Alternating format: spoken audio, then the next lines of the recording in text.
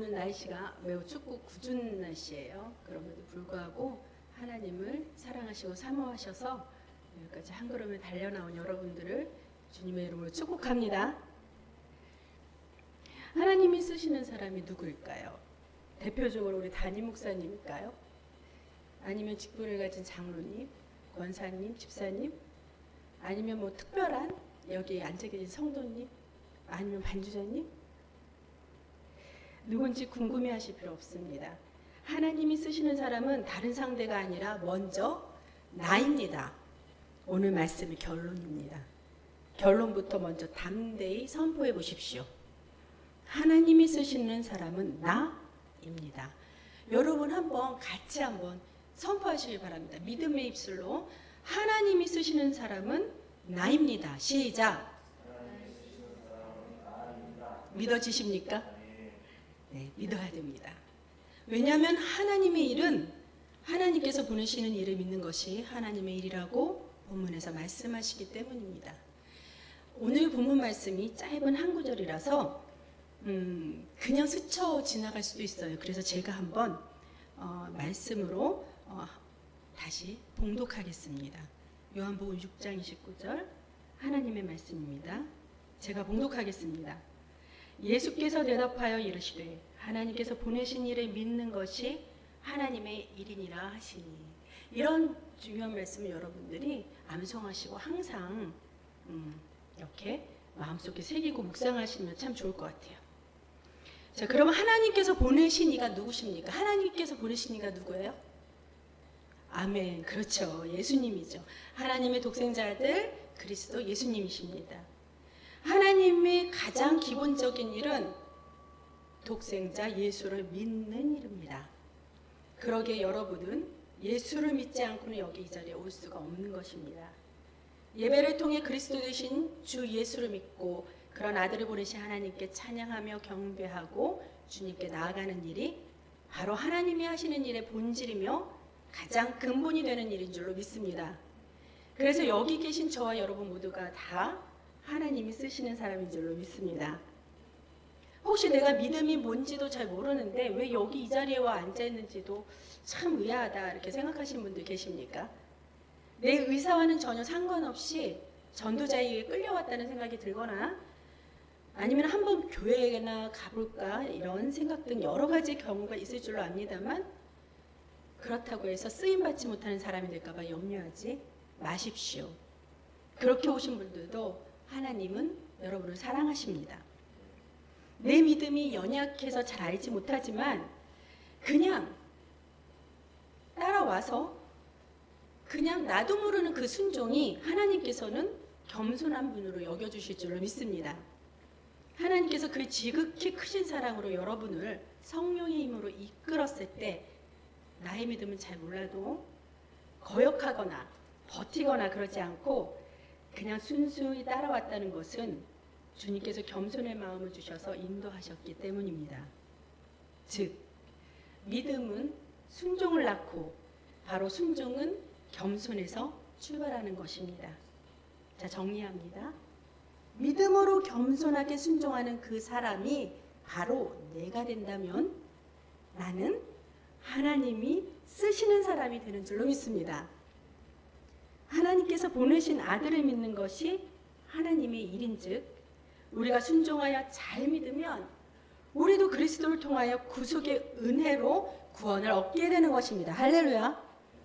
하나님께 받는 여러 축복들 가운데 우리를 구원해 주시는 복이 가장 큰 축복인 줄로 믿습니다. 하나님께 쓰임받아 축복받고 싶습니까? 그러면 순종하십시오. 그런데 순종이 잘 안 된다고요? 하나님이 보내신 이, 즉 예수 그리스도를 전적으로 신뢰하면 됩니다. 그것이 곧 믿음입니다. 믿음으로 순종해야만 하나님이 쓰시는 겸손한 사람이 됩니다. 자, 둘째, 믿음을 통해 하나님이 쓰시는 사람. 그런 사람도 참 많겠지만 그 중에 성경에 나오는 마리아와 요셉을 통해 함께 은혜를 나누겠습니다. 1년 중 마지막 달인 12월이 시작이 되면 모두들 예수님 탄생한 성탄절을 설레는 마음으로 기다려지기도 합니다. 그래서 추리를 예쁘게 장식하고 만들며 즐거워합니다. 믿지 않는 세상 이들은 크리스마스라 하여 자신들의 축제의 날로만 여기고 흥청망청 육적으로 즐기고 오히려 세상을 어지럽히기만 하지요. 저희 1층에도 식당을 하는데 평일에 항상 식당을 하면서 술을 팔기 때문에 술을 드시고 담배를 그 안에서만 피고 막 담배꽁초를 지저분하게 이렇게 그냥 버리고 가시는 분들이 상당히 많아요.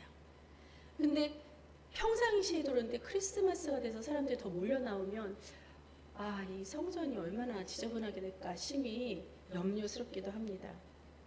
그러나 믿음으로 잘 성장한 우리는 그리스도를 통해 구원받았음을 믿고 잘 알기에 그런 예수님 탄생이 매우 기쁨인 것입니다. 예수님 탄생을 위해 쓰임받은 사람 요셉과 마리아가 있습니다.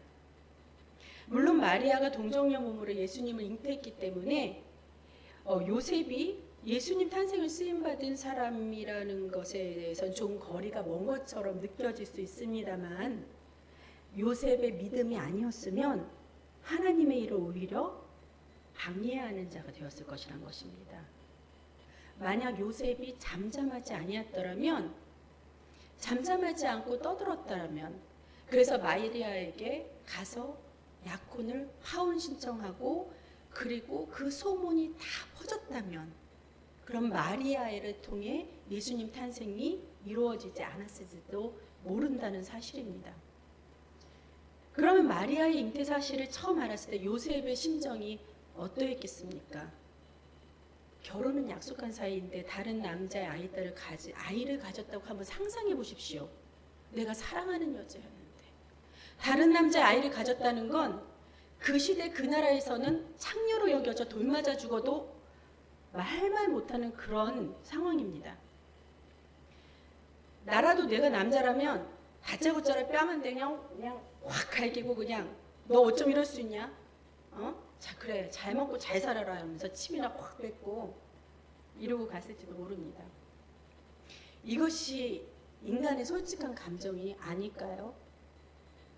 하지만 요셉은 마리아가 무슨 말 못한 사정이라도 있는 건가?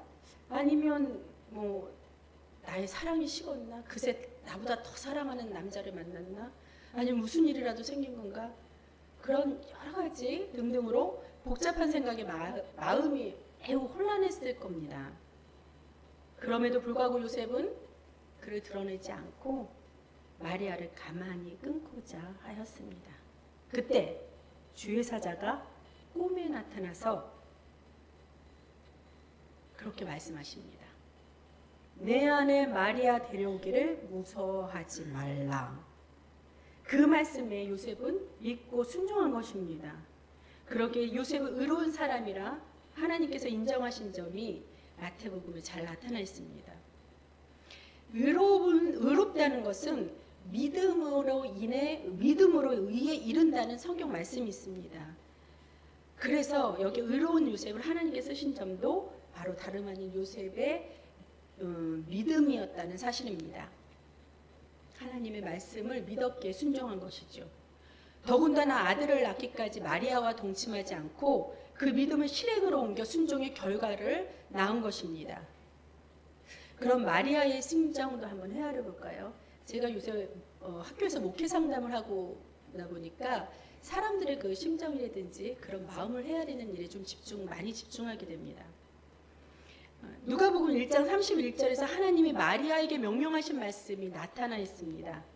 보라, 내가 잉태하여 아들을 낳으리니 그 이름을 예수라 하라. 마리아는 그 명령을 받고 얼마나 두렵고 떨렸을까요?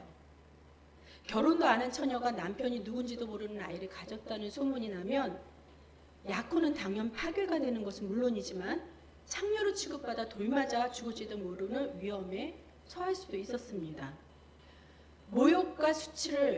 이러한 모욕과 수치를 감내해야 했고 죽음까지도 각오해야 했지만 마리아는 믿음으로 이렇게 순종합니다. 주여, 주의 계집종이오니 말씀대로 내게 이루어지이다. 계집종이라는 이 표현은 겸손의 표현입니다. 겸손하게 순종의 믿음을 행함으로써 온 인류의 구원을 이루는 일에 통로가 되어 하나님이 기뻐 쓰시는 사람이 된 줄로 믿습니다. 저와 여러분은 어떨까요? 남자분들은 요셉이 되었다고 생각하시고 여자분들은 한번 내가 마리아였더라면 한번 이렇게 입장을 한번 바꿔서 생각해 보면 좋을 것 같아요. 하나님의 말씀은 알긴 알겠는데 믿기는 믿겠는데 하필 왜 내게 이런 시련 주시려고 시험이 오게 하나요? 이러면서 이 템테이션과 테스트를 구분을 못하게 됩니다. 그러면서 원망하고 막 반문을 하게 되죠. 자, 다시 또 하나님께서 제게 명령하시는 말씀이 들려옵니다. 생각해 보십시오. 하나님께서 저에게 이렇게 말씀하십니다. 오늘 이 자리에 내가 널 좀 쓰고 싶다 라고 하나님께서 명령하셨다고 가정합시다. 저 그때 무슨 일 있어서 못 가요. 다음에 할게요. 시험 공부 준비하고 학원 가야 하고 직장 가야 하고 사업해야 하고 그래서 시간 없어요. 시간이 날 때 할게요. 제가 몸이 좀 안 좋아요. 몸이 좀 나아지면 할게요. 물질이 없어요. 많아지면 좀 할게요. 시집 가고 장가 가야 돼요. 성경에서는 이런 표현으로 핑계가 있습니다. 그런 듯이 이렇게 많은 핑계를 대곤 하시오. 물론 정말로 불가피한 나만의 사정이나 상황이 있을 수도 있고 이해가 갑니다만 이와는 달리 요셉은 근심이나 걱정하지 않고 의로운 믿음으로 행동하였으며 마리아는 죽음을 각오한 순종의 결과로 믿음을 실천을 하였는데 나는요, 우리는요 어땠습니까? 내가 원하는 상황이 되지 않으면 어떡하지? 아니면 내가 수치와 모욕당하고 내 목숨까지 달아날지도 몰라. 이러한 두려움과 근심에 떠는 연약한 믿음 때문에 순종 못하는 이유가 되진 않을런지요. 이 시간 통해 스스로의 믿음을 점검해보는 시간이 되길 권면합니다.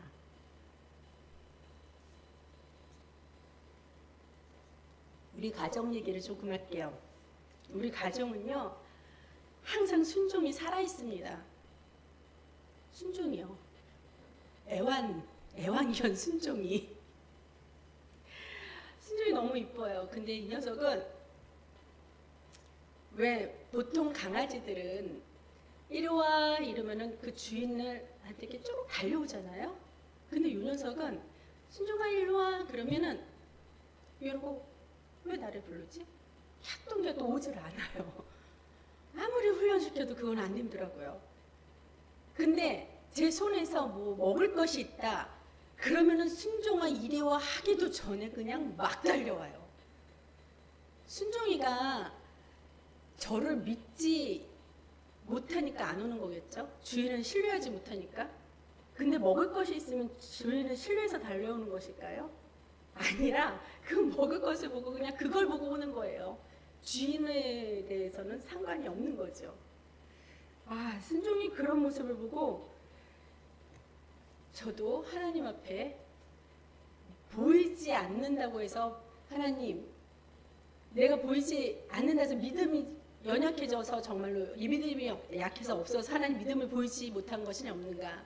하나님께서 말씀하시면 하나님 그러면은 그 말씀이 주님의 말씀으로 신뢰할 수 있게 보여주세요. 검증해 주세요. 제가 이런 식으로 기도를 했어요. 과거에. 그러면서 하나님이 근데도 검증해 주시고 또 다시 말씀해 주고 진짜로 어떨 땐 보여주시기까지도 합니다. 저는 이게 제가 믿음이 아주 강한 줄로 알았어요. 근데 순종이나 저나 뭐 매한가지더라고요. 보여야지만 믿는 거. 그렇다고 혹시 순종이나 저를 동급으로 이렇게 안 됩니다. 자, 세 번째, 믿음은 구원의 믿음에서 거기에서 그치지 않고 부활의 믿음까지 자라나야 합니다. 아브라함은 100세에 이삭을 낳았습니다. 하나님이 100세에 이삭을 주시겠다고 약속하셨는데 사라가 옆에서 듣고 픽 하고 웃습니다. 이삭이란 웃음의 뜻으로 지어진 이름의 의미입니다. 사라가 왜 픽 이러고 하고 웃었을까요? 100세 아이를 낳는다는 것은 보지도 듣지도 못했고 더군다나 사라의 나이가 90세였을 텐데 여자로서의 기능도 제대로 하지 못할 때라 당연히 믿어지지 않죠. 그럴 뿐 아니라 하나님께서 웬 우리에게 농담? 이런 그러한 마음으로 웃음이 저도 모르게 픽 하고 나온 것일 수 있습니다. 그러나 의외로 하나님은 믿음 없는 자에게 그런 사라를 탓하지 않으시고 언약하신 대로 100세에 아브라함에게 아들 이삭을 주십니다. 마치 믿음 없이도 우리를 이 예배의 축복의 처소로 이끄신 하나님의 은혜와 그 마찬가지 의미일 것입니다. 이런 축복을 허락하신 아브라함에게 하나님은 아브라함의 믿음을 시험하시기 위해, 여기에서 시험은 템테이션이 아니라 테스트입니다. 이삭을 제물로 바치라고 요구하십니다. 아브라함은 그런 생각이 또 들 거예요. 믿지도 않고 내가 바라지도 않았는데 100세의 이삭이란 복을 주실 때는 언제고 다시 그 복을 거두어 가신다는 것인가? 그런 아브라함의 회의적인 마음이 들 수 있습니다. 당연 그랬을 것입니다. 그러나 아브라함은 모든 것은 하나님의 주권이기에 곧 그 주권 앞에 겸손히 순종하여 이삭을 바치기로 결단합니다. 여기서 우리는 깨달은 점이 있습니다. 생각지도 못했던 축복의 뒤에는 반드시 우리가 감사로 드려야 할 참 믿음의 제사를 드려야 한다는 점입니다. 나의 가장 소중한 것, 아브라함이 가장 소중한 이삭을 드리는 믿음으로 하나님을 기쁘시게 하여 쓰임받는 사람이 되어진 것과 마찬가지입니다. 우리가 받은 축복이 많지요. 우리가 마음껏 숨쉬면서 목숨을 유지할 수 있는 이 공기, 또 자연, 모든 만물, 그리고 특별히 내가 살아가면서 생각지도 못했던 놀라운 일들 기억하실 것입니다. 또한 감사와 믿음이 없었던 예전 그 시절에 내가 와 이건 횡재다라고 이렇게 여겨졌던 것들도 모두 다 포함합니다. 그러면 이러한 축복을 받은 후에 만약에 하나님께서 요구하시는 믿음이 있다면 내가 가장 소중한 것이라도 아낌없이 드려져야 합니다. 그럴 때 하나님은 가장 기뻐하시는 줄로 믿습니다. 하나님이 기뻐하시는 테스트로 통과되어 믿음으로 성장하는 저와 여러분이 되시기를 축복합니다. 아브라함은 이삭을 바치라는 명령에 순종하려 모리아 산으로 올라가려 준비합니다. 그것도 아침 일찍 일어나 번제에 쓸 나무까지 철저히 준비를 완료하고 떠납니다. 아침 일찍 떠났다는 것은 마음에 주저함이 없었다는 것이겠지요. 사실 저도 이렇게 주저하다가 불순종이 되고 말았던 연약함을 이 시간 통해 주님께 고백하고 회개합니다. 저번 달 제가 설교할 때 제가 밤을 꼬박 샜다고 했어요. 그때는 왜 그랬냐면 하나님이 말씀을 주실 때까지 제가 받으려고, 제가 마음대로 이렇게 강단에서 말씀을 선포할 수 없잖아요. 그래서 하나님의 말씀 주실 때까지 기다리다가 밤을 새고 말았는데요. 이번에는 정말 감사하게 하나님께서 말씀을 미리 다 주셨어요. 그래서 저는 하나님이 말씀 주셨으니까 이거 언제고 적기만 하면 돼. 이걸 그래서 아주 그냥 자신감이 넘쳤어요. 근데 또 공교롭게도 너무 바빴습니다. 그러다 보니까 설교 준비를 미리 하지 못했어요. 즉시 순종하지 못하고 이런저런 이유로 미루다가 결국 어제도 또 밤을 꼬박 새고 피곤한 몸으로 만들고 말았지요. 근데요, 저 정말 바빴거든요. 들어보시면 하루의 일과를 여러분 들어보시면 정말 여러분들은 저를 더 잘 이해해 주실 겁니다. 하지만 이 바쁜 저를 여러분이 이해를 잘 해주셔도 하나님의 입장에서 괜찮은 게 아니라는 걸 전 잘 압니다. 목사가 성도의 여러 사정을 잘 이해해 주어도 하나님께서 괜찮아 이렇게 말하시는 것과 동일시할 수는 없다는 겁니다. 사람은 사람을 잘 이해해 줘야 합니다. 서로 따뜻하게 위로도 해주고 격려하고 또 그 연약함까지도 사랑해 줘야 합니다. 그러나 아무리 목사라도 저희도 사람인지라 하나님께서는, 저는 예전보다 사람들을 더 많이 사랑하게 됐어요. 이것이 바로 하나님의 종으로서 하나님께서 특별히 내려주신 은사라고 저는 믿습니다. 그래서 그 사랑하는 마음으로 그렇게 잘 성도들을 이해하고 그렇게 감싸주고 안아주더라도 그래도 목사는 사람이에요. 그래서 하나님의 일에 대해서는 옳다 그르다 판단을 할 수가 없는 것입니다. 하나님께서 맡기신 일에 대해 목사나 사람에게 결정을 의지하지 마시고 차라리 대신 중보기도 요청을 하거나 안수기도 요청을 하십시오. 하나님께서 성령님 통해 말씀하시는 음성을 직접 듣기를, 그리고 잘 들을 수 있는 귀가 열리길 주님의 이름으로 축복합니다. 근데 저도 참 놀랍습니다. 당연 피곤해야 되는데 하나님께서는 이렇게 강단에 있는 저를 쓰시려고 전혀 피곤치 않게 하십니다. 오히려 능력 주셔서 이렇게 목소리도 쌩쌩하고 오히려 더 힘이 솟구치는 주님의 능력을 나타내고 계십니다. 믿으십니까?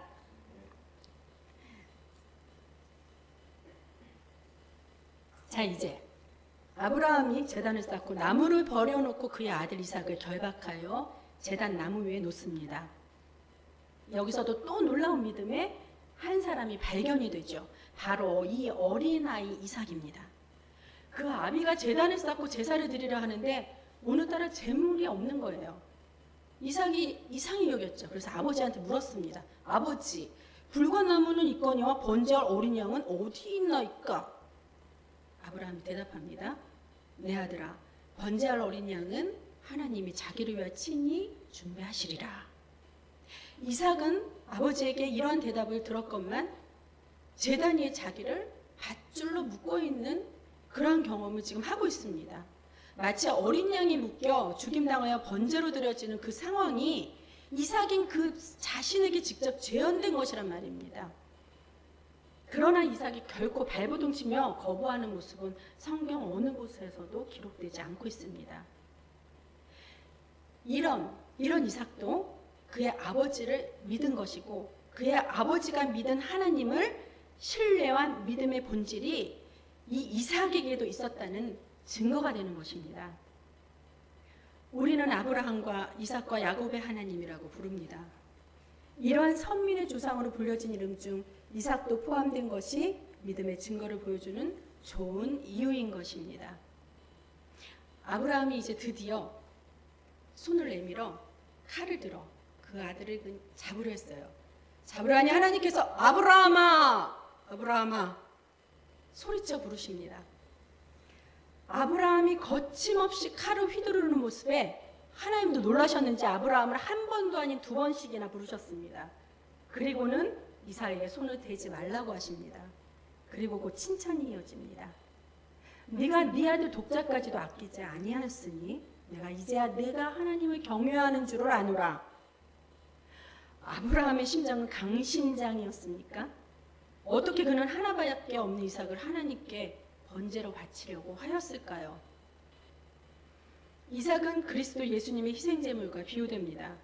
예수님은 십자가 고난 사건 전에 겟세마네에 올라가셔서 땀방울이 핏방울같이 되기까지 기도하시며 그 고통에 대해 내 뜻대로 마옵시고 하나님 뜻대로 하라는 고백을 통하여 하나님 주권 앞에 쓰임받기를 순종하셨습니다.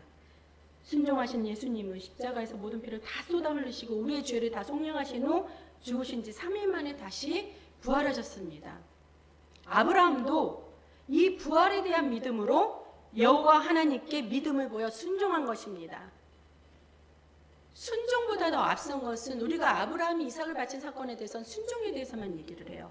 하지만 그보다 더 미리 앞선 것은 그 부활 신앙에 대한 믿음인 것입니다. 내가 죽이려 해도 하나님이 죽이셔도 다시 부활해 주실 거라는, 죽은 자도 살리실 거라는 그 믿음입니다. 저와 여러분도 이 사실을 꼭 기억하셔서 그대로 순종하시기를 주님의 이름으로 축복합니다. 아브라함은 구원의 믿음에서 그치지 않고 부활에 대한 하나님을 철저히 믿음으로 신뢰합니다. 죽이시지 않으시는 하나님, 망하게 하지 않으시는 하나님, 망한 것 같으나 흥하게 하시고 죽어도 살리시는 하나님을 신뢰할 수 있는 결과는 순종에 대한 믿음의 행위입니다. 행하는 믿음입니다. 죽은 나사로도 살리시는 하나님의 능력을 우리가 기적으로 흔히들 말하죠. 기적이 일어났어. 사람이 죽었는데 살아났어. 그게 나사로야 이러고 기적을. 근데요, 그거는 기적이 아니에요. 아니라 당연한 겁니다. 왜냐하면 토기장이 되셔서 만드신 분이 하나님이신데 하나님 입장에서 바라본다면 내가 만든 자를 내가 죽은 자 살리는 것도 하나님 입장에서 바라본다면 그건 당연한 거 아니겠습니까? 오히려 하나님께서는 아브라함과 같이 행할 수 있는 놀라운 믿음을 보여주는 그 순종이야말로 기적이라 말씀하십니다. 저와 여러분, 우리도 아브라함처럼 기적을 행하는 믿음으로 자라나시길 그리스도 예수님 이름으로 축복합니다. 마지막입니다. 부활을 믿는 주님의 자녀는 감사함으로 순종하며 행하는 믿음입니다. 우리는 모두가 다 죽어도 영원히 죽어도 죽지 않고 부활의 영생을 얻은 하나님의 자녀입니다. 그러면 하나님의 자녀로서 믿고 행하는 결과로 순종이 필요한 것입니다. 마치 우리가 유괴 부모를 얻기 위해 자녀를 인정받으려 무슨 특별한 노력을 하지 않습니다. 우리 부모, 내가 부모를 얻으려고, 내가 우리 부모의 자녀라는 것을 인정받으려고 어떠한 특별하게 애쓰고 힘쓰고 이루지 않는다는 거예요. 그냥 우린 부모의 자녀입니다. 당연하죠. 그렇기 때문에 내가 우리 부모의 자녀로서 효도하고 그냥 순종하는 것입니다. 이와 마찬가지로 내가 하나님을 아버지로 고백하고 또 무언가 노력을 해서 하나님의 자녀가 되기 위해 뭔가를 행하는 게 아니라는 것입니다. 내가 하나님의 자녀가 되었기에 마땅히 자녀된 도리로서 그분의 말씀을 따르고 순종하는 것입니다. 그러므로 우리 믿음으로의 행함은 노력이 아닌 결과가 되어야 하는 것이랍니다. 결과가 되어야 하는 것입니다. 만약 지나친 나의 노력만을 간주하게 되면 내 속에 나의 의가 드러나서 교만이 스물스물 자리 잡게 됩니다. 그러나 우리 교회 성도들은 하나님의 자녀로서 마땅히 해야 할 도리를 알아 주님의 명령에 순종하는 줄로 믿습니다. 그로 인해 하나님을 기쁘시게 하시는 저와 여러분이 되신 줄로 믿고 주님의 은혜가 항상 함께 하시길 주님의 이름으로 축원합니다. 사도행전 1장 8절 말씀입니다. 오직 성령이 너에게 면시면 너희가 권능을 받고 예루살렘과 온 유대와 사마리아와 땅끝까지 이르러 내 증인이 되리라. 축복받은 성도들과 우리 교회가 이 말씀을 따라 담임 목사님을 통하여 캄보디아 선교를 명령받고 하나님께 순종하는 믿음으로 지금 준비하고 있습니다. 선교를 다녀온 후에 받을 복을 미리 예상하며 기대하는 그러한 얄팍하고도 얕은 믿음이 그러한 믿음에서 나오는 행위에 대한 그 구원이 아니라 마땅히 하나님의 자녀가 된 감사함의 결과로 우리는 순종하는 것입니다. 이 복된 원리를 꼭 잊지 않기를 축복합니다. 이번 캄보디아 선교는 우리 교인들이 다 같이 함께 합심하고 있는 중에서 하나님이 기뻐 쓰시는 사람이 된 줄로 믿고 감사합시다. 사도행전 말씀에서 구석구석 내 증인이 되라고 하시기 전에 하나님은 조건을 제시하셨습니다. 오직 성령이 너희에게 임하시면 너희가 권능을 받고 가라 하십니다. 권능을 받아야만 갈 수 있습니다. 권능은 성령을 통해서만 믿음으로 받을 수 있습니다. 믿음이야말로 하나님께 쓰임받는 충성된 자가 지녀야 할 가장 본질적인 일입니다. 선교라는 명분 아래에 성령의 도움 시험 없이 권능도 받지 않고 그저 내 열심으로만 일한다면 그 본질을 잃어버리고 그 상황 속의 현상만을 쫓게 될 것입니다. 그렇다면 이것은 아무리 주의 일이라도 하나님보다 그 일을 더 먼저 앞세우게 되어서 일이 우상이 되는 사단의 위험이 도사리고 있음을 우리는 경각해야 합니다. 직접 현장에서 준비하고 선교를 위해 교육하고 하나님의 일을 하려면 성령의 도우심이 필요합니다. 전적으로 기도를 통해 성령 충만함을 구해야 하는 것입니다. 우리는 부족합니다. 전적으로 하나님의 도우심을 구하기 위해 여러분의 기도가 절실히 필요한 때입니다.